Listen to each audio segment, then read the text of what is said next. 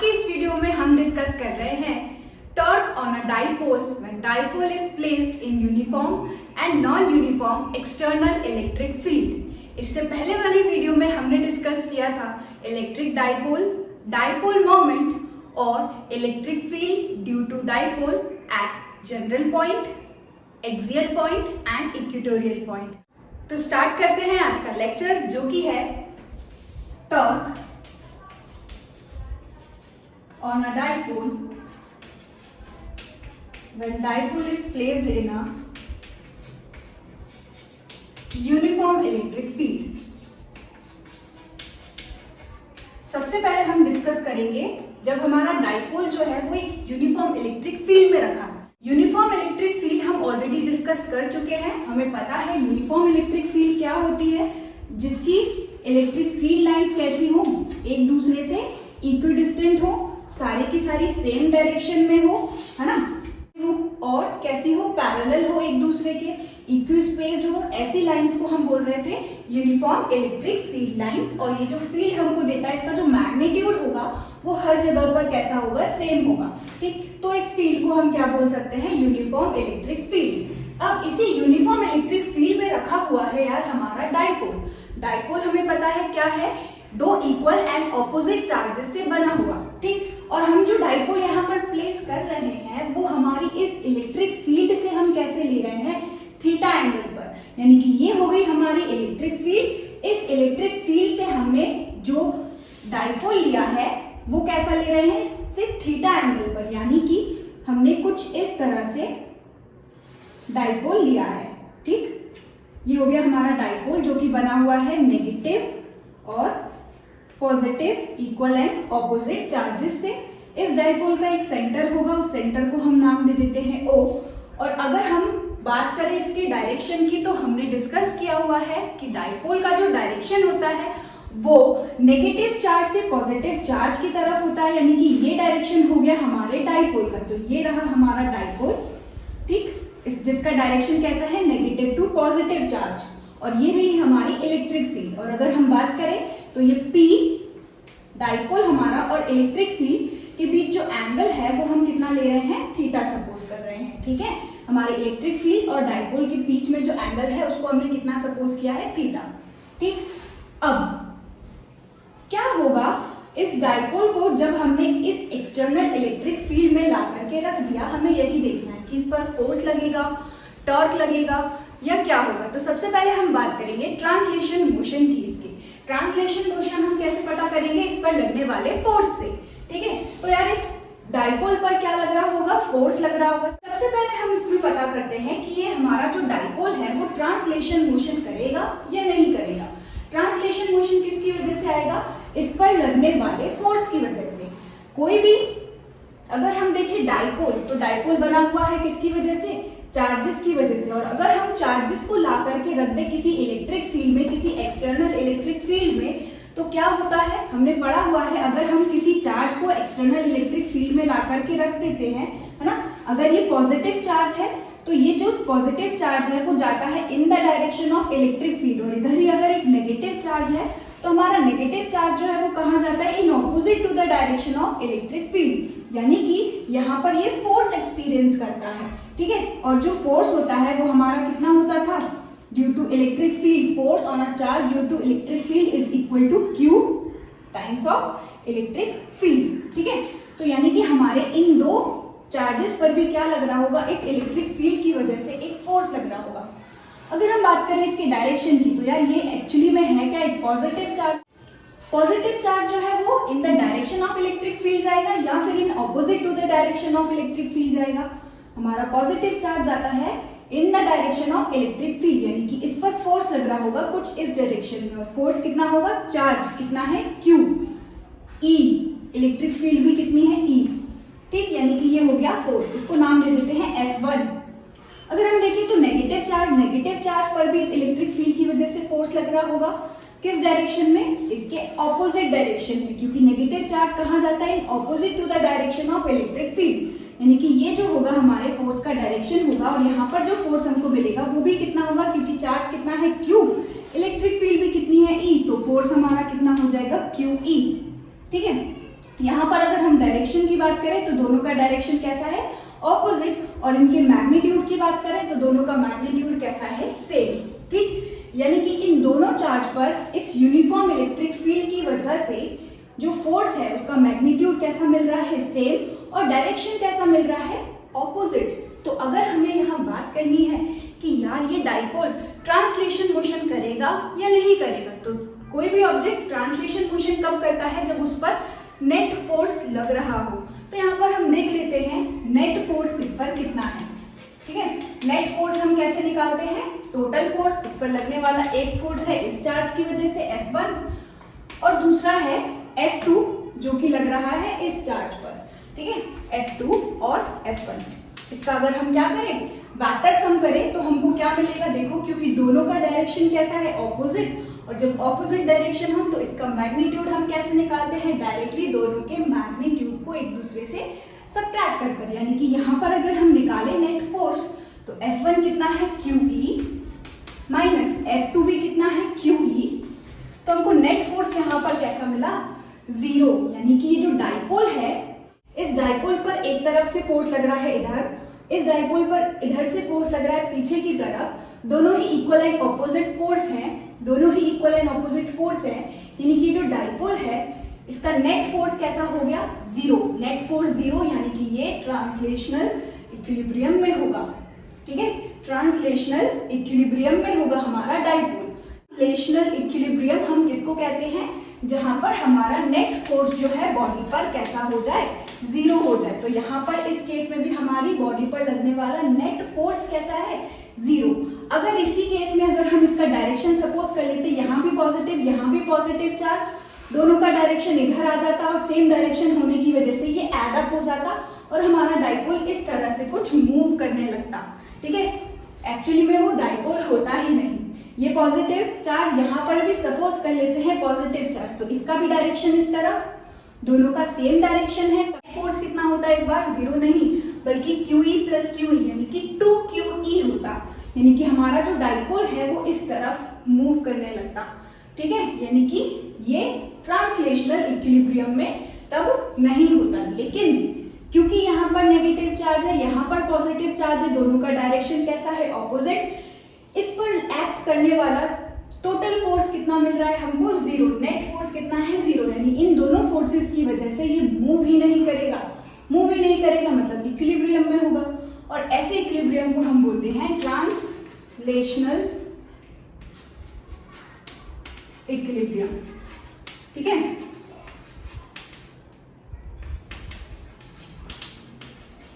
और इधर ही अगर हम बात करें इस पर लगने वाले टॉर्क की, ये तो हो गई फोर्स की बात।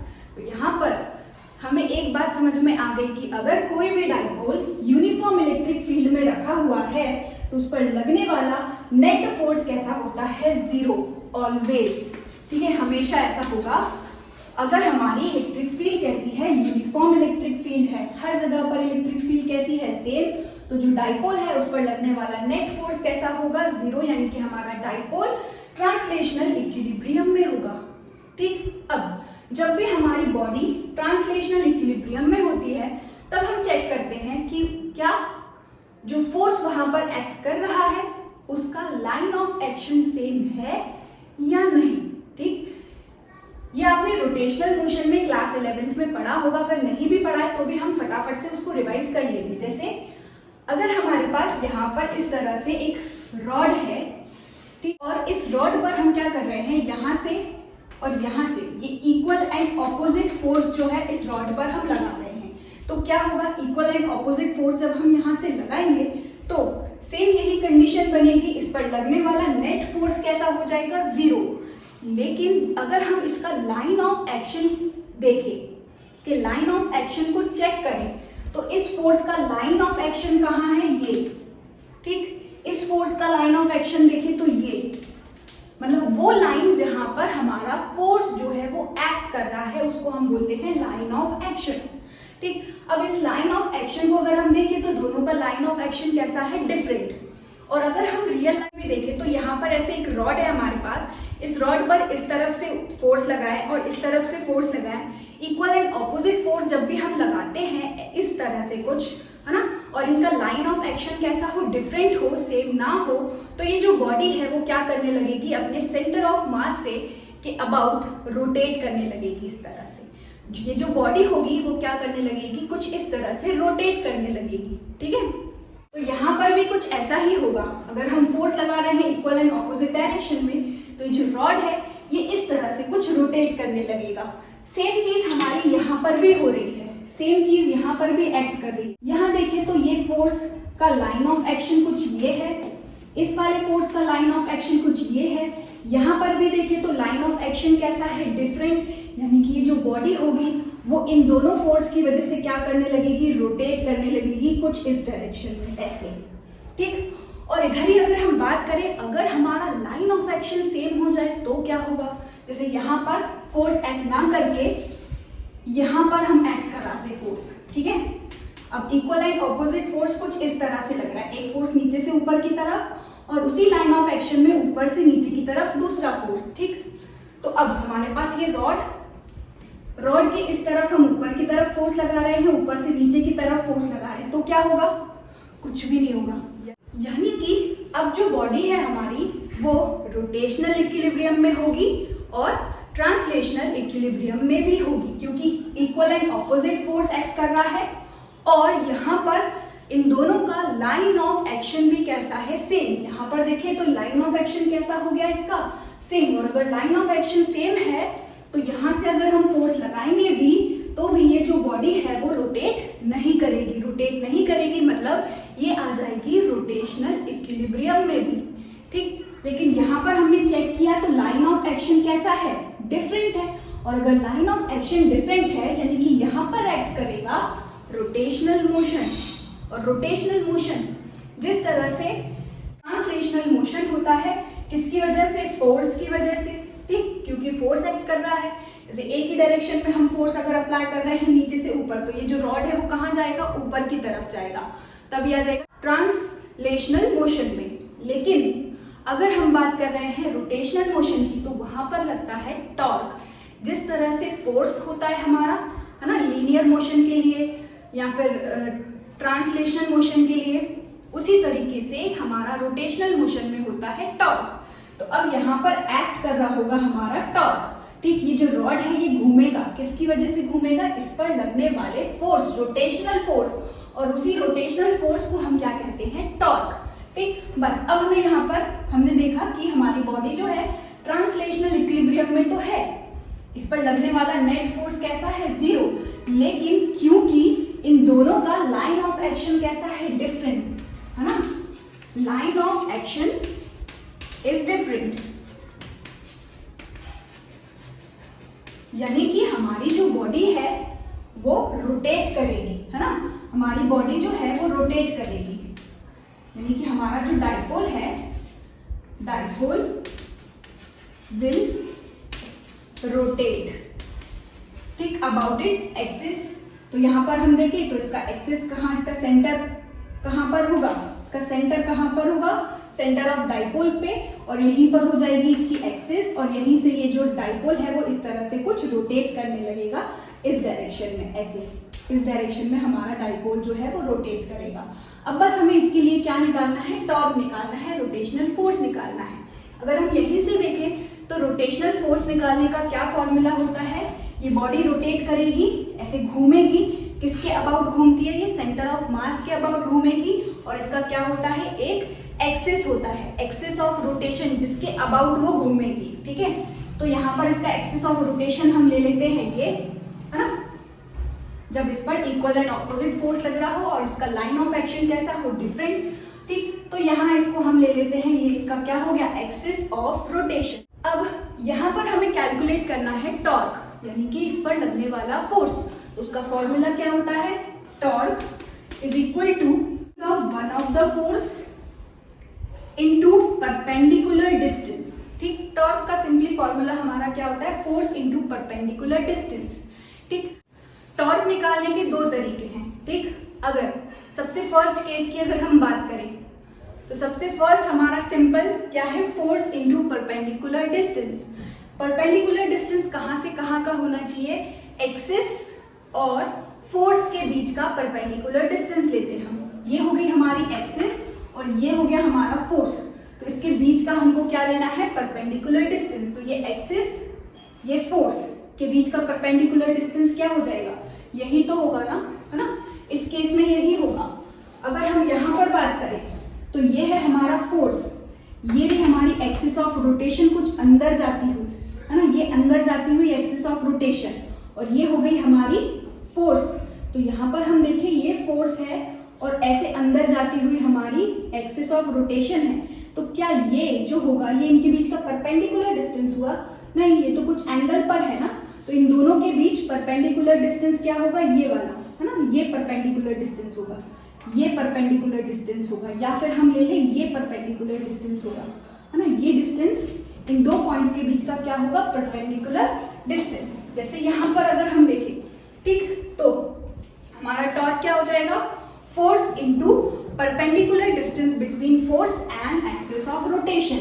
ठीक, तो इसकी वजह से हम निकालेंगे पहला टॉर्क और इसकी वजह से हम निकालेंगे दूसरा टॉर्क, इस दूसरे फोर्स की वजह से हम निकालेंगे दूसरा टॉर्क, और दोनों का हम क्या कर देंगे, नेट। सेकेंड मेथड हमारा क्या है, डायरेक्टली हम कपल फोर्स का कॉन्सेप्ट यूज कर नेट टॉर्क निकाल सकते हैं। उसमें हम क्या करते हैं, उसमें हम दोनों फोर्सेस में से कोई एक फोर्स लेते हैं और उन दोनों फोर्सेस के बीच का परपेंडिकुलर डिस्टेंस, यानी कि इन दोनों फोर्सेस में से कोई एक फोर्स ले लेंगे और इन दोनों फोर्सेस के बीच परपेंडिकुलर डिस्टेंस क्या हो जाएगा, एक फोर्स ये, दूसरा फोर्स ये, तो इनके बीच परपेंडिकुलर डिस्टेंस क्या हो जाएगा, ये, इनकी कंप्लीटली ये लेंथ हमको लेनी होगी।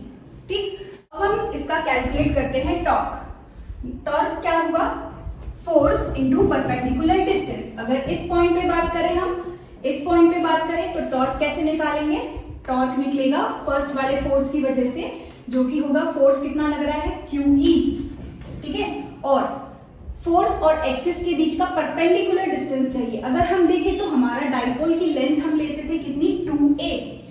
डाइपोल की लेंथ अगर कितनी है, 2a, तो यहां से लेके ये डिस्टेंस हमारा कितना हो जाएगा, a, ये थीटा, तो ये हमारा क्या हो गया, परपेंडिकुलर, है ना, ये हमारा क्या हो गया, परपेंडिकुलर। अगर ये a है, ये थीटा है, तो यहाँ पर हमको क्या मिलेगा, इस a का साइन थीटा। साइन थीटा का फॉर्मूला अगर हम यूज करें तो साइन थीटा क्या होता है, perpendicular upon hypotenuse. Sine theta is equal to perpendicular upon hypotenuse. तो हाइपोटेनियस कितना है, a को उठा करके यहाँ ले आएंगे तो हमारा परपेंडिकुलर कितना निकल जाएगा, a साइन थीटा। यानी कि ये जो लेंथ है हमको, ये लेंथ कितनी मिल रही है, a साइन थीटा। ठीक, इसको उठा करके हम यहाँ रख देंगे, जैसा कि हमारा टॉर्क का फॉर्मूला है, force into perpendicular distance between force and axis of rotation. ठीक, तो ये हो जाएगा हमारा a साइन थीटा। ठीक, और यहीं पर अगर हम बात करें सेकंड वाले की, हमारा जो सेकंड होगा वो क्या होगा, फोर्स। अभी भी फोर्स कितना लग रहा है, QE। ठीक, और इसके बीच में परपेंडिकुलर डिस्टेंस, ये एक्सिस ऑफ रोटेशन, ये हमारा फोर्स के बीच का परपेंडिकुलर डिस्टेंस क्या होगा, ये वाला। फिर से ये लेंथ हमारी कितनी है, a, ये लेंथ हमारी कितनी है, a। ठीक, अगर ये थीटा है तो यहाँ से ये एंगल भी कितना हो जाएगा, थीटा। फिर से ये हमारा क्या हो गया, परपेंडिकुलर, है ना, ये हाइपोटेनियस, तो यहाँ पर भी हमको कितना मिल जाएगा, परपेंडिकुलर, a साइन थीटा। यानी ये लेंथ भी हमको कितनी मिल रही है, a साइन थीटा। यहाँ पुट किया a साइन थीटा। अब जो इस पर टॉर्क एक्ट कर रहा है वो इन दोनों फोर्सेस की वजह से एक्ट कर रहा है, तो हम टोटल टॉर्क निकालेंगे। Net torque is equal to τ1 plus τ2। ठीक है, और क्योंकि हमारा ये जो टॉर्क होता है वो एक वेक्टर क्वांटिटी है, तो अगर हम इसकी डायरेक्शन की बात करें तो इस पॉइंट पर ये जो रॉड है हमारी वो कैसे घूम रही है, क्लॉकवाइज या एंटी क्लॉकवाइज, कैसे घूम रही है, ये क्लॉकवाइज, है ना। इस पर फोर्स इस तरफ लग रहा है ना, यानी कि ये कैसे घूमेगी, क्लॉकवाइज। तो यहाँ पर अगर हम इसकी डायरेक्शन की बात करें तो इसका डायरेक्शन कैसा होगा, क्लॉकवाइज। और इधर ही हम सेकंड की बात करें तो यहाँ पर ये कुछ ऐसे घूमेगा, ये भी तो कैसा है, क्लॉकवाइज, यानी कि इसका भी डायरेक्शन कैसा हो गया, क्लॉकवाइज। ठीक है, अब नेट फोर्स जो होगा, नेट टॉर्क जो होगा हमारा क्या होगा, τ1 प्लस τ2। दोनों को ऐड कर देंगे, दोनों कैसे हैं, सेम है, यानी कि हमको यहाँ मिलेगा 2 Q A E sine theta, और दोनों ही क्लॉकवाइज हैं, यानी कि नेट डायरेक्शन भी इसका कैसा हो गया, क्लॉकवाइज। ठीक, तो नेट टॉर्क हमारा हमको कितना मिल रहा है, 2QA। 2QA हमारा कितना होता है, डाइपोल। 2QA हमारा क्या होता है, डाइपोल। डाइपोल कितना होता है, 2QA। तो यहां पर हम इसको हटा करके लिख सकते हैं PE साइन थीटा, और इसका डायरेक्शन कैसा लिखा है, क्लॉकवाइज। ठीक, डायरेक्शन कैसा है, क्लॉकवाइज। ठीक है, अब क्योंकि ये एक वेक्टर क्वांटिटी है ना, और इसके इस फॉर्म को भी हम कैसे लिख सकते हैं, इसके इस फॉर्म को भी हम कैसे लिख सकते हैं, वेक्टर में। यहां पर हम देखें तो PE साइन थीटा और डायरेक्शन हमने पढ़ा हुआ है, जब भी हम दो वेक्टर का क्या करते हैं, क्रॉस प्रोडक्ट। दो वेक्टर का हम क्या करते हैं, क्रॉस प्रोडक्ट। जैसे कि दो वेक्टर का क्रॉस प्रोडक्ट क्या होगा, A cross B is equal to क्या होता है, A B साइन थीटा और हमारा डायरेक्शन। ठीक है, तो यहां पर अगर हम देखें तो इसको हम A क्रॉस B भी लिख सकते हैं, या फिर B क्रॉस A भी लिख सकते हैं। ये डिपेंड करता है किसके ऊपर, हमारे डायरेक्शन के ऊपर। यहां पर देखें तो हमारा टॉर्क कैसे घूम रहा है, क्लॉकवाइज। तो इसको हम, ये क्या हो गया, A B और ये साइन थीटा और ये डायरेक्शन, यानी कि इसको हम कैसे लिख सकते हैं, P क्रॉस E भी लिख सकते हैं, या फिर E क्रॉस P भी लिख सकते हैं। डिपेंड करेगा हमारे डायग्राम के ऊपर कि हमने डायग्राम में थीटा जो है वो कहां से लिया है। हमने थीटा ये लिया है ना, हमारा जो डाइपोल है वो किस तरह से रोटेट कर रहा है, ऐसे क्लॉकवाइज रोटेट कर रहा है। अगर हम P क्रॉस E लिख रहे हैं तो इसका मतलब क्या होता है, एंगल हमें लेना है कहां से, इसका डायरेक्शन कैसे निकालते हैं, using right hand thumb rule. कैसे होगा ये, P से E की तरफ हमें क्या करना रहता है, हमारी फिंगर्स को कर्ल करना रहता है। तो ये है हमारा P, ये है हमारा E। P से E की तरफ फिंगर को हमने क्या किया, कर्ल किया। तो देखो फिंगर जब हम कर्ल कर रहे हैं तो भी इसका डायरेक्शन कैसा है, क्लॉकवाइज। यानी कि हमारा जो टॉर्क होगा उसको लिखने का तरीका क्या होगा, P क्रॉस E। इधर ही अगर हम E क्रॉस P चेक करें तो ये है E, ये है P। तो E से P की तरफ जब हमने फिंगर को कर्ल किया तो डायरेक्शन हमको क्या मिल रहा है, देखो एंटी क्लॉकवाइज, है ना। डायरेक्शन हम जब फिंगर को कर्ल कर रहे हैं तो कैसा मिल रहा है, एंटी क्लॉकवाइज। एंटी क्लॉकवाइज हम तब लिखते जब हमारा टॉर्क एंटी क्लॉकवाइज घूम रहा होता, और आपने क्या किया होता, डाइपोल को नीचे की तरफ लिया होता, थीटा को नीचे की तरफ लिया होता, हमारा डाइपोल ऐसा होता है ना, नीचे से थीटा की तरफ होता, तो वो एंटी क्लॉकवाइज कुछ ऐसे रोटेट करने लगता। ठीक है, तो ये डिपेंड करेगा आपके डायग्राम पर कि आपने थीटा की वैल्यू कैसे ली है। क्योंकि हमारा जो डाइपोल है वो भी क्लॉकवाइज घूम रहा है, तो हमें इसको लिखने का तरीका, हमने देखा P क्रॉस E भी कैसा आ रहा है, क्लॉकवाइज, और E क्रॉस P हमारा कैसा आ रहा है, एंटी क्लॉकवाइज, है ना। तो यहाँ पर हमने चेक किया डायरेक्शन, टॉर्क का डायरेक्शन कैसा है, क्लॉकवाइज, जो कि सही बैठ रहा है हमारे P क्रॉस E से। यानी कि इस डायग्राम के हिसाब से E क्रॉस P लिखना गलत हो जाएगा। ठीक, तो हमारे टॉर्क को हम कैसे लिख सकते हैं, फाइनली जो हमारा टॉर्क आया है वो क्या आया है, P क्रॉस E, यानी कि PE साइन थीटा। ठीक है, ये हो गया हमारा फॉर्मूला किसके लिए, टॉर्क के लिए। यही सेम चीज हम कपल फोर्स वाले टॉर्क जैसे हम निकालते हैं, पूरा का पूरा एज इट इज होगा, बस उसमें यहाँ पर हमने 2 बार टॉर्क लिया है, वहां पर directly force into perpendicular distance जो रहता है वो होता है दोनों फोर्सेस के बीच। ठीक, वो और छोटा हो जाता है जब भी हमारे पास कपल फोर्स हो, है ना। जहां पर भी हमको कपल फोर्स दिख रहा है और वहां पर हमें टॉर्क निकालना रहता है, तो हम डायरेक्टली क्या करते हैं, दोनों फोर्सेस में से कोई एक फोर्स उठाते हैं और उन दोनों फोर्सेस के बीच के परपेंडिकुलर डिस्टेंस को ले लेते हैं। जैसे कि ये 2 फोर्स थे, दोनों फोर्स का मैग्नीट्यूड कितना है, QE, तो फटाक से उठा लिया एक QE, ठीक है। और इन दोनों फोर्स का परपेंडिकुलर डिस्टेंस क्या होगा, यही तो होगा ना। ये डिस्टेंस कितना है, 2 थीटा, ये एंगल देखे तो थीटा, तो यानी कि ये हमको कितना मिल जाएगा, 2a sine theta. Perpendicular distance between the 2 forces, है ना, ये डिस्टेंस 2a साइन थीटा, इसको फटाक से यहाँ पर रख दिया 2a sin थीटा। तो देखो टॉर्क एकदम जल्दी निकल गया हमारा, 2a sin theta QE, 2a sin theta QE। ठीक, तो उस तरीके से भी हम कपल फोर्स का यूज कर कर टॉर्क निकाल सकते हैं, या फिर इसी तरीके से हम अलग अलग फोर्सेस पर टॉर्क निकालकर और उसका नेट टॉर्क निकाल देंगे तो भी करेक्ट ही है वो। ठीक, अब इसके बाद हम डिस्कस करेंगे इसके केसेस। अब हम बात करते हैं कुछ स्पेशल केसेस की, यानी कि कब हमारा एक डाइपोल पर टॉर्क मैक्सिमम होगा और मिनिमम होगा। ठीक है, तो सबसे पहले अगर हम बात करें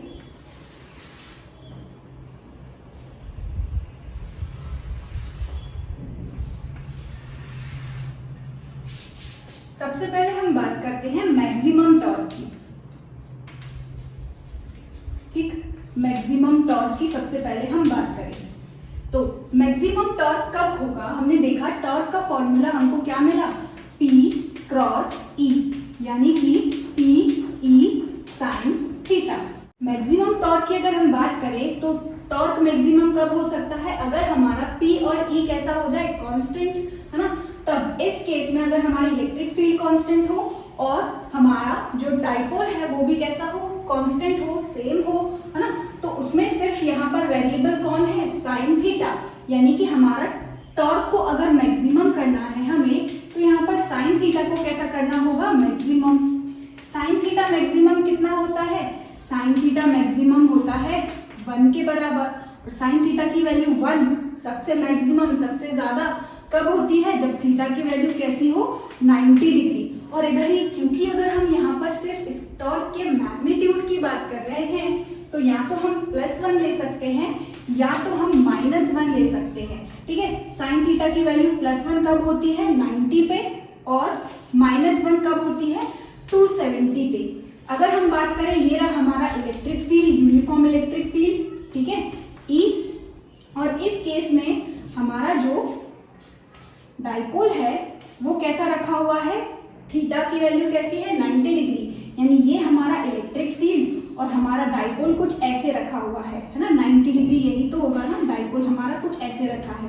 यानी कि यहाँ पर होगा हमारा नेगेटिव चार्ज, यहाँ पर होगा हमारा पॉजिटिव चार्ज, कुछ इस तरह से हमारा डाइपोल रखा है। थीटा की वैल्यू कितनी हो गई, 90 डिग्री। और इधर ही अगर हम बात करें 270 की, तो 270 के लिए यूनिफॉर्म इलेक्ट्रिक फील्ड, जब हमारा डाइपोल कहाँ होगा, डाइपोल का डायरेक्शन कैसा होगा, नीचे की तरफ, है ना। ये देखो, ये 90, ये 180 और ये 270, यानी कि ये जो एंगल होगा, ये एंगल होगा हमारी इलेक्ट्रिक फील्ड और डाइपोल के डायरेक्शन के बीच में। थीटा की वैल्यू कितनी हो गई, 270। यानी कि दोनों ही केसेस में अगर हम बात करें डाइपोल कैसा है, perpendicular to the electric field, तब हमें कुछ इस तरह की कंडीशन देखने को मिलेगी कि हमारा टॉर्क जो है वो हमको कैसा मिलेगा, मैक्सिमम। तो अगर हम बात कर रहे हैं मैक्सिमम टॉर्क की, तो यहाँ पर इस केस में हमको मैक्सिमम टॉर्क मिलेगा कब, जब थीटा की वैल्यू कैसी हो, 90 डिग्री हो या फिर 270 हो। ठीक है, यहाँ पर -1 भी हमने मैक्सिमम में लिया है, क्यों, क्योंकि हम मैग्नीट्यूड ले रहे हैं, और माइनस आया भी तो भी वो सिर्फ क्या शो करेगा, डाइपोल का डायरेक्शन। ठीक है, तो यहाँ पर दोनों ही केसेस में हमारा जो डाइपोल होगा वो मैक्सिमम होगा। यही अगर हम साइन थीटा की वैल्यू कितनी रखें, 1 रखें, साइन थीटा की वैल्यू 1, यानी कि टॉर्क हमको कितना मिलेगा, PE, टॉर्क कितना हो जाएगा, PE, जो कि हमारा कैसा होगा, मैक्सिमम टॉर्क होगा। ठीक, तो मैक्सिमम टॉर्क हमको कब मिलेगा, जब साइन थीटा की वैल्यू कितनी हो जाए, 1 हो जाए या फिर -1, तब हमको टॉर्क कितना मिलेगा, -PE।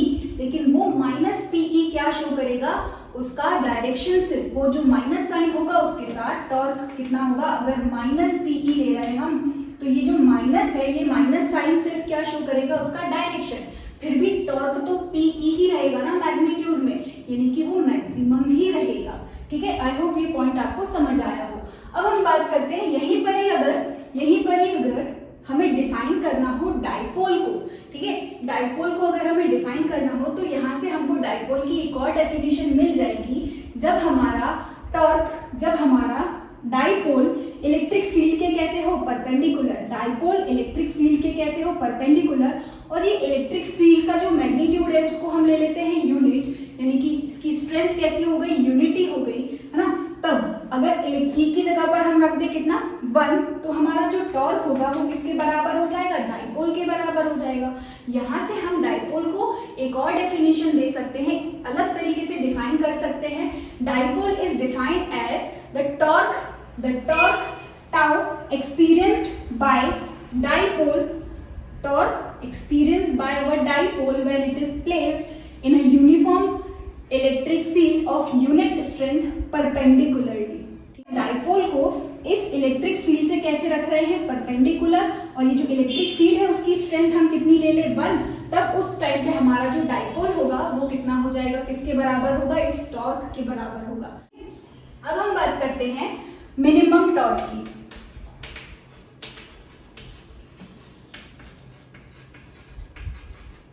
अब हम बात करते हैं मिनिमम टॉर्क की। मिनिमम टॉर्क कब हो सकता है, टाउ की वैल्यू फॉर्मूला क्या है, PE sin थीटा। तो हमारा टॉर्क मिनिमम सबसे कम कब हो सकता है, जब साइन थीटा की वैल्यू कैसी हो जाए, मिनिमम।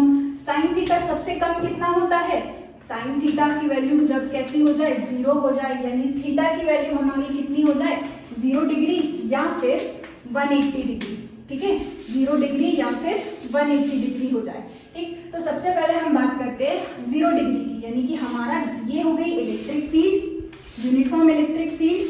ठीक, इस इलेक्ट्रिक फील्ड में थीटा की वैल्यू 0 डिग्री का क्या मतलब है, हमारी इलेक्ट्रिक फील्ड और डाइपोल का डायरेक्शन कैसा हो, एक दूसरे के पैरेलल हो। ठीक, यहाँ पर हो गया -q, यहाँ पर रखा होगा इसका +q चार्ज। ठीक है, तो इस तरह से अगर हमारा डाइपोल रखा है, यानी कि इसका जो थीटा की वैल्यू होगी वो कैसी हो गई, 0 डिग्री। और इधर ही हम बात करें तो ये पैरेलल यूनिफॉर्म इलेक्ट्रिक फील्ड, और इसमें हमारा जो डाइपोल है वो कैसा रखा हुआ है, कुछ इस तरह से, है ना। ये हो गया इलेक्ट्रिक फील्ड का डायरेक्शन और ये हो गया हमारे डाइपोल का डायरेक्शन। हमारा थीटा = 180 डिग्री। दोनों का साइन कैसा हो गया, दोनों का डायरेक्शन कैसा है, ऑपोजिट। यहाँ पर दोनों का डायरेक्शन कैसा है, सेम। ठीक, ये हो गया पैरेलल कंडीशन। ये हो गई हमारी anti parallel. Dipole electric field के एंटी पैरेलल रखा है, डाइपोल इलेक्ट्रिक फील्ड के कैसा रखा है, पैरेलल। अगर हम इस कंडीशन में देखें तो इस +q चार्ज पर फोर्स लग रहा होगा इलेक्ट्रिक फील्ड की वजह से इस डायरेक्शन में, जो कि होगा कितना, QE। इस पॉइंट पर देखें तो इस चार्ज पर डायरेक्शन लग रहा होगा, इस डायरेक्शन में फोर्स लग रहा होगा कितना, QE। दोनों फोर्सेस का मैग्नीट्यूड फिर से सेम, यानी कि यहाँ पर लगने वाला ट्रांसलेशन मोशन भी कैसा हो जाएगा, 0, है ना। नेट फोर्स इस पर कैसा है, 0। और अगर हम बात करें तो ये कैसी हो जाएगी, जो डाइपोल है हमारा वो कैसा हो जाएगा, ट्रांसलेशन इक्विलिब्रियम में होगा। और इधर ही अगर हम बात करें इसके रोटेशनल इक्विलिब्रियम की, तो ये इस बार रोटेशनल इक्विलिब्रियम में भी होगा।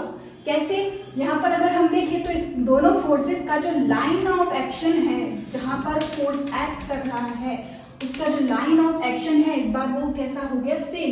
यानी कि इस बार हमारी बॉडी जो है वो ट्रांसलेशनल इक्विलिब्रियम में तो होगी ही, साथ ही साथ रोटेशनल इक्विलिब्रियम में भी होगी। ठीक है, रोटेशनल इक्विलिब्रियम में भी आ जाएगी। ठीक, अब अगर इस केस में तो यहाँ पर रखा हुआ है हमारा नेगेटिव चार्ज, यहाँ पर रखा हुआ है हमारा पॉजिटिव चार्ज। नेगेटिव चार्ज पर फोर्स लगेगा इन ऑपोजिट डायरेक्शन, यानी कि ये होगा इस बार फोर्स का डायरेक्शन इस नेगेटिव चार्ज पर, पॉजिटिव चार्ज पर डायरेक्शन ये होगा। दोनों का मैग्नीट्यूड फिर से सेम, डायरेक्शन कैसा, ऑपोजिट। नेट फोर्स फिर से 0, और नेट टॉर्क की हम बात करें तो नेट टॉर्क भी यहाँ पर कैसा होगा, 0, क्योंकि इनका लाइन ऑफ एक्शन अभी भी कैसा है, सेम। तो इस केस में भी हमारी बॉडी रोटेशनल इक्विलिब्रियम में भी होगी। ठीक, लेकिन इसको कहा जाता है स्टेबल इक्विलिब्रियम और इसको कहा जाता है अनस्टेबल इक्विलिब्रियम। क्यों? अगर हम बात करें स्टेबल और अनस्टेबल इक्विलिब्रियम की, तो जैसे कि अगर हमारे पास यहाँ पर रखा हुआ है एक बाउल, ठीक, कुछ इस तरह से, तो इस बाउल के अंदर यहाँ रखी हुई एक छोटी सी बॉल। ठीक, इस बॉल पर हमने लगाया, इस बॉल को हमने थोड़ा सा पुश किया, इसको डिस्प्लेस किया। ठीक, इस बॉल को हमने ऐसे पुश किया तो ये बॉल जो है थोड़ी देर ऊपर जाएगी, फिर ऊपर से थोड़ा ऐसे ऊपर जाएगी, फिर वापस से अपनी ओरिजिनल पोजीशन पर लौट आएगी। ठीक, इधर ही अगर हम बात करें, बाउल को ऐसा उल्टा रख दिया और यहाँ पर रख दी वही सेम बॉल। ठीक, अब इसको हम थोड़ा सा भी डिस्प्लेस करेंगे तो ये तो नीचे जाएगी और ये अपनी ओरिजिनल पोजीशन पर वापस लौट पाएगी क्या? नहीं। इस केस में हम देखें तो बॉल को हम थोड़ा सा डिस्प्लेस करेंगे, वो अपनी पोजीशन से डिस्प्लेस होगी और वापस अपने आप अपनी ओरिजिनल पोजीशन पे लौट आएगी। हम बात करें तो इस सेकंड केस में इसको हम थोड़ा सा भी डिस्प्लेस करेंगे तो ये खुद ब खुद अपनी ओरिजिनल पोजीशन पे वापस लौट नहीं पाएगी। इस इक्विलिब्रियम को हम कहते हैं, इक्विलिब्रियम में क्यों होगी, क्योंकि हमने थोड़ा सा डिस्प्लेस किया, अपने आप वो अपनी रेस्ट कंडीशन में वापस लौट जाएगी। ऐसे यहाँ पर ये इसको डिस्प्लेस करेंगे, नीचे आएगी, मूव होगी और थोड़ा सा रुक जाएगी, ये इक्विलिब्रियम में आ जाएगी। लेकिन ये जो इक्विलिब्रियम होगा ये कैसा होगा, अनस्टेबल। अनस्टेबल इक्विलिब्रियम हम किसको बोलेंगे, जब वो बॉल अपनी वापस ओरिजिनल पोजीशन पे ना पहुंच पाए। और इस केस में ये हो जाएगा हमारा स्टेबल इक्विलिब्रियम। स्टेबल इक्विलिब्रियम मतलब ये बॉल डिस्प्लेस होगी फिर रुक जाएगी तो इक्विलिब्रियम अटेन कर लिया। और क्योंकि ये अपनी ओरिजिनल स्टेट पे पहुंच गई, वापस अपनी ओरिजिनल पोजीशन पे वापस पहुंच गई, यानी कि ये जो इक्विलिब्रियम होगा उस इक्विलिब्रियम को हम बोलते हैं स्टेबल इक्विलिब्रियम। तो इस केस में अगर हम बात करें तो यहाँ पर देखो, अगर इसको मैं डाइपोल को थोड़ा सा डिस्प्लेस करूं, इस डाइपोल को थोड़ा सा ऐसे डिस्प्लेस करूं तो ये डाइपोल कुछ ऐसा हो जाएगा, कुछ इस तरह से, है ना। यहाँ पर है पॉजिटिव चार्ज, यहाँ पर है नेगेटिव चार्ज। और क्योंकि ये इलेक्ट्रिक फील्ड है तो पॉजिटिव चार्ज पर इलेक्ट्रिक फील्ड का डायरेक्शन, फोर्स ये, इस चार्ज पर फोर्स इधर, इस चार्ज पर फोर्स ऑपोजिट डायरेक्शन में। और अगर हम देखें तो ये जो डाइपोल है वो कैसे घूमेगा, क्लॉकवाइज घूम कर ये अपनी ओरिजिनल जगह पर वापस लौट जाएगा।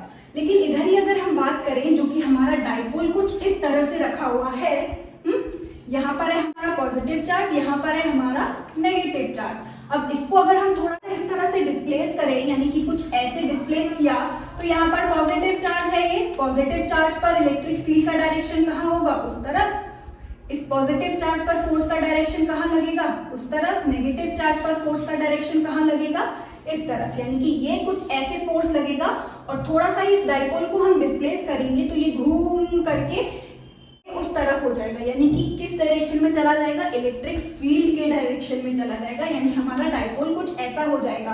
तो क्या ये इसकी पहले वाली कंडीशन है, नहीं, ये अपनी ओरिजिनल पोजीशन पे वापस लौट नहीं पाएगा, इसीलिए इसको हम बोल रहे हैं अनस्टेबल इक्विलिब्रियम। और इसको हमने बोला है स्टेबल इक्विलिब्रियम क्योंकि इसको हम थोड़ा सा ऊपर या थोड़ा सा नीचे डिस्प्लेस करेंगे, ये वापस अपनी ओरिजिनल पोजीशन पे पहुंच जाएगा। इधर बात करें तो ये डाइपोल कुछ ऐसे रखा हुआ है, इसको हमने थोड़ा सा डिस्प्लेस किया, पॉजिटिव चार्ज पर फोर्स इधर, नेगेटिव चार्ज पर फोर्स इधर, ये डाइपोल घूम करके कुछ ऐसे हो गया, है ना, अपनी ओरिजिनल पोजीशन पे वापस लौट नहीं पाएगा। तो ऐसे इक्विलिब्रियम को हम बोलेंगे अनस्टेबल इक्विलिब्रियम।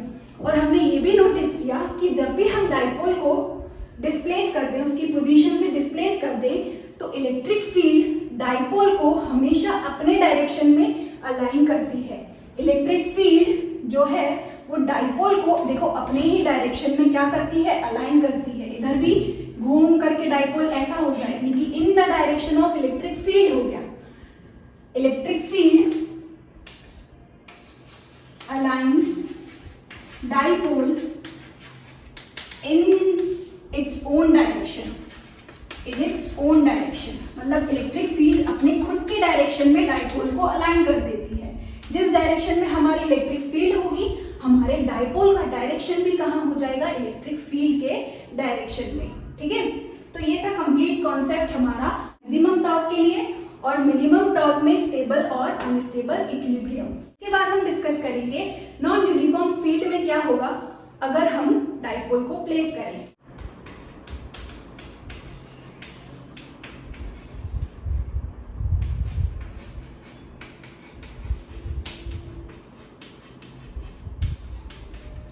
ठीक, अगर हम बात करें तो ये होगी कुछ इस तरह से हमारी नॉन यूनिफॉर्म इलेक्ट्रिक फील्ड। यहाँ पर हम कुछ ऐसे ले सकते हैं जहां पर एक तरफ हमारी इलेक्ट्रिक फील्ड कैसी है, स्ट्रॉन्गर, है ना, और दूसरी तरफ हमारी इलेक्ट्रिक फील्ड कैसी है, वीकर।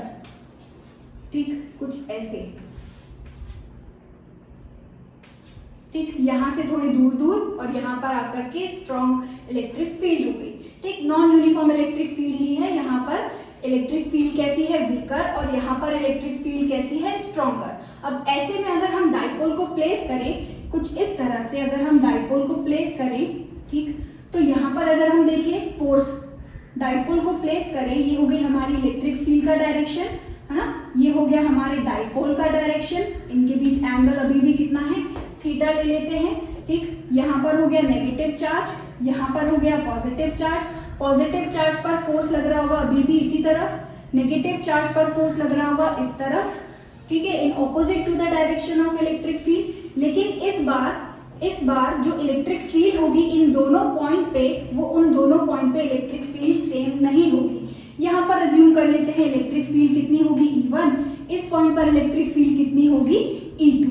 यहाँ पर फोर्स निकालेंगे तो पहले कितना आता था Q इंटू E, लेकिन अब यहाँ पर फोर्स निकाले F1 तो कितना आएगा, चार्ज कितना है Q, इलेक्ट्रिक फील्ड कितनी है E1, ठीक। डायरेक्शन अभी भी वही, लेकिन यहाँ बात करें तो फोर्स कितना होगा F2, चार्ज कितना है Q, इलेक्ट्रिक फील्ड E2। इस बार देखो हमारा फोर्स जो है वो भी सेम नहीं है, यानी कि इस बार अगर नॉन यूनिफॉर्म इलेक्ट्रिक फील्ड है तो हमारा फोर्स जो है वो मे और मे नॉट बी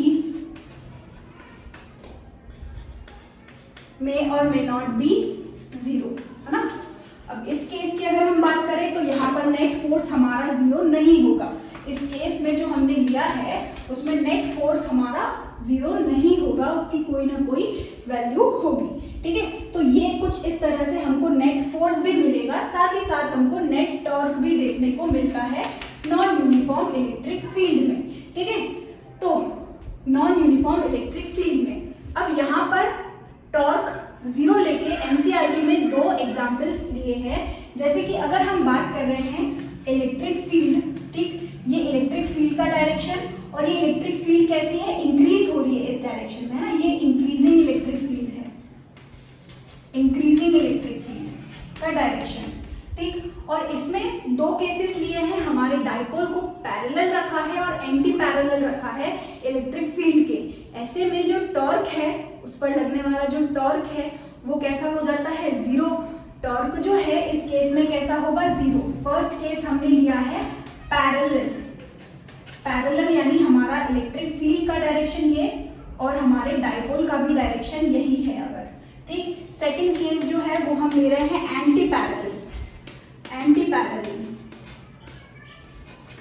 ठीक है। इस केस में हमारी इलेक्ट्रिक फील्ड का डायरेक्शन यही है और इलेक्ट्रिक फील्ड अभी भी क्या हो रही है, इंक्रीज ही है, इंक्रीजिंग इलेक्ट्रिक फील्ड, ठीक। लेकिन हमारे डाइपोल का डायरेक्शन कुछ ऐसा है, ठीक। सबसे पहले हमने क्या किया है, डाइपोल के डायरेक्शन को पैरेलल लिया है इलेक्ट्रिक इंक्रीजिंग इलेक्ट्रिक फील्ड के डायरेक्शन में, और एंटी पैरेलल यानी कि हमने इंक्रीजिंग इलेक्ट्रिक फील्ड के ऑपोजिट डायरेक्शन में रखा है हमारे डाइपोल को। दोनों केसेस में क्या होगा, अगर हम देखें तो यहाँ पर रखा हुआ होता है हमारा पॉजिटिव चार्ज, यहाँ पर रखा हुआ होगा हमारा नेगेटिव चार्ज, ठीक है। इस पॉइंट पर देखिए तो इलेक्ट्रिक फील्ड यहाँ पर कैसी होगी, ज्यादा। इस पॉइंट पर इलेक्ट्रिक फील्ड कैसी होगी, ज्यादा। इस फोर्स यहाँ पर लगने वाला जो फोर्स होगा इस इलेक्ट्रिक फील्ड की वजह से वो भी कैसा होगा, ज्यादा। इस चार्ज पर देखिए तो फोर्स लग रहा होगा F2, क्योंकि यहाँ पर इलेक्ट्रिक फील्ड कैसी है, कम, है ना। तो यहाँ पर हम बोल सकते हैं F1 जो होगा वो ग्रेटर होगा किसके, F2 के। और अगर हम नेट फोर्स निकालेंगे तो नेट फोर्स किस तरफ आएगा, जिस तरफ का फोर्स का मैग्नीट्यूड ज्यादा होगा। तो क्योंकि इधर इलेक्ट्रिक फील्ड ज्यादा है तो F1 हमारा ज्यादा होगा, यानी कि हमारा जो नेट फोर्स है वो किस तरफ आएगा, F1 की तरफ। अच्छा, पहले वाले केस में हमारा क्या हो रहा था, ये इलेक्ट्रिक फील्ड का डायरेक्शन, पहले वाले केस में हमारा क्या हो रहा था, ये इलेक्ट्रिक फील्ड का डायरेक्शन और यहाँ पर ये डाइपोल। और अगर हमारी इलेक्ट्रिक फील्ड यहाँ पर कैसी थी, यूनिफॉर्म, यूनिफॉर्म इलेक्ट्रिक फील्ड में इस पॉइंट पर और इस पॉइंट पर दोनों जो फोर्स लग रहे थे उनका मैग्नीट्यूड कैसा था, सेम। यानी कि जो डाइपोल यहाँ रखा हुआ है वो ना ही आगे मूव होगा ना ही पीछे मूव होगा। लेकिन इस केस में क्योंकि F1 जो है वो ग्रेटर है, इधर से खींचने वाला जो फोर्स है वो ग्रेटर है, यानी कि हमारा डाइपोल जो है उस पर नेट फोर्स लग रहा है in the direction of increasing electric field. तो हमारा जो डाइपोल है वो मूव होने लगेगा इन the direction of increasing electric field. तो यहाँ पर हम बोल सकते हैं कि जो नेट फोर्स का डायरेक्शन होगा वो कहाँ होगा, इन direction of increasing electric field, ठीक है। लेकिन इधर ही हम बात करें तो ये रही हमारी इलेक्ट्रिक फील्ड इंक्रीजिंग और ये है डाइपोल का डायरेक्शन। इस केस में हम बात करें तो यहाँ पर होगा हमारा पॉजिटिव चार्ज, यहाँ पर होगा हमारा नेगेटिव चार्ज, ठीक है। अब यहाँ पर अगर हम देखें तो फोर्स का डायरेक्शन कहाँ लग रहा होगा, इस तरफ फोर्स को मान लेते हैं F1, यहाँ पर फोर्स को मान लेते हैं F2, ठीक। अब क्योंकि इस तरफ हमारी इलेक्ट्रिक फील्ड इंक्रीज हो रही है, इस बार फोर्स किसका ज्यादा हो जाएगा, इस चार्ज का ज्यादा होगा, क्योंकि यहाँ पर इलेक्ट्रिक फील्ड कैसी हो गई, ज्यादा, यानी कि इस बार हमारा F2 will be greater than F1, है ना। यानी कि इस बार हमारा जो F2 है वो ग्रेटर हो जाएगा। और अगर हम देखें तो F2 का डायरेक्शन किस तरफ है, negative, in opposite to the electric field होती है। Force on a negative charge कहाँ होता है, इन ऑपोजिट डायरेक्शन, मतलब ये होगा F2 का डायरेक्शन और पॉजिटिव चार्ज पर इन the direction of electric field, ये F1 का डायरेक्शन, ये F2 का डायरेक्शन। तो इस बार अगर हम देखें तो फोर्स F2 ग्रेटर होगा, क्यों, क्योंकि इस तरफ हमारी इलेक्ट्रिक फील्ड कैसी है, स्ट्रॉन्गर है, देखो increasing electric field, F2 will be stronger than F1। यानी कि अगर हम नेट डायरेक्शन देखें तो नेट डायरेक्शन को जिताने वाला भी कौन होगा, F2 होगा। यानी कि नेट डायरेक्शन जो होगा F नेट वो इस बार कहाँ आ रहा है, पीछे की तरफ, पीछे की तरफ, यानी कि डिक्रीजिंग इलेक्ट्रिक फील्ड की तरफ। तो F net direction of F net will be towards decreasing electric field, decreasing electric field। तो हमने क्या देखा, अगर हमारा नॉन यूनिफॉर्म है electric field, increasing electric field है और डाइपोल कैसा रखा है उसके पैरेलल, है ना, तो dipole will move in the direction of increasing electric field, क्यों, क्योंकि नेट फोर्स का डायरेक्शन कहाँ होगा, इन the direction of increasing electric field. लेकिन इधर ही हम देखें तो हमारा जो डाइपोल है वो कैसा रखा है, in opposite to the direction of increasing electric field, और यहाँ पर Q माइनस Q पर फोर्स कैसा है, ज्यादा, यानी कि इस बार हमारा जो नेट फोर्स है वो कहाँ लग रहा है, in opposite to the direction of increasing electric field, या फिर हम बोल सकते हैं in direction of decreasing electric field. यानी कि हमारा डाइपोल जो है opposite direction of increasing field जाएगा या फिर डिक्रीजिंग फील्ड की तरफ, ठीक है। तो ये था सिंपल सा कॉन्सेप्ट जो कि हमारे एनसीईआरटी में गिवन था एक नॉन यूनिफॉर्म इलेक्ट्रिक फील्ड के लिए। इन दोनों ही केसेस में जो होगा नेट टॉर्क जो है वो होगा हमारा 0, क्योंकि हम बात कर रहे हैं पैरेलल और एंटी पैरेलल की, जहां पर लाइन ऑफ एक्शन दोनों फोर्सेस का कैसा होगा, सेम, यानी कि नेट टॉर्क उन पर कैसा होगा, 0, ठीक है। तो आज के लेक्चर में बस इतना ही। इसके बाद हम डिस्कस करेंगे एग्जाम्पल नंबर 1.10 और फिर हम डिस्कस करेंगे continuous charge distribution and finally फिर हम डिस्कस करेंगे गॉस लॉ और उसके applications. Thank you so much for watching this video.